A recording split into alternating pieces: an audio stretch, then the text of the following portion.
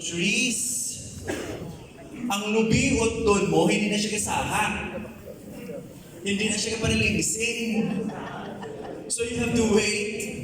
Kung magtanong ka sa replacement, another 10 years, okay lang mo bilaka, kay 3 years to 5 years, gabunga na siya. Of all places, Lubi Festival, maghigang ng mutod sa rail nga lubi. Sa Sikihor.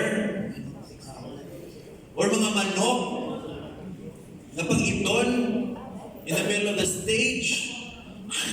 My God, cannibalism. No? So let us avoid using real, live, either plants, trees, shrubs, or animals on stage. Next, cannibalized couture. What does cannibalized couture mean? These are gowns or costumes where the choreographer or the costume designer only considers the aesthetics, the look, but not the functionality. For example, very common, mga festival queen subong, of course, bunggahay sang mga bofan. The real bofan, as you all know, you use taffeta na, ano na siya?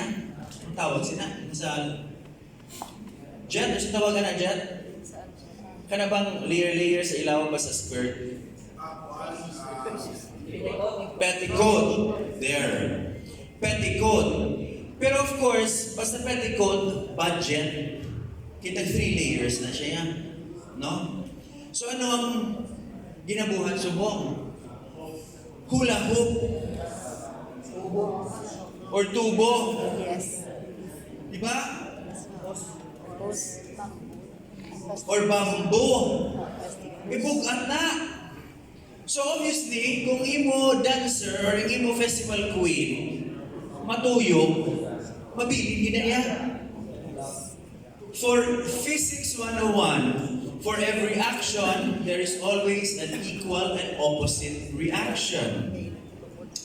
Inertia at rest and inertia in motion.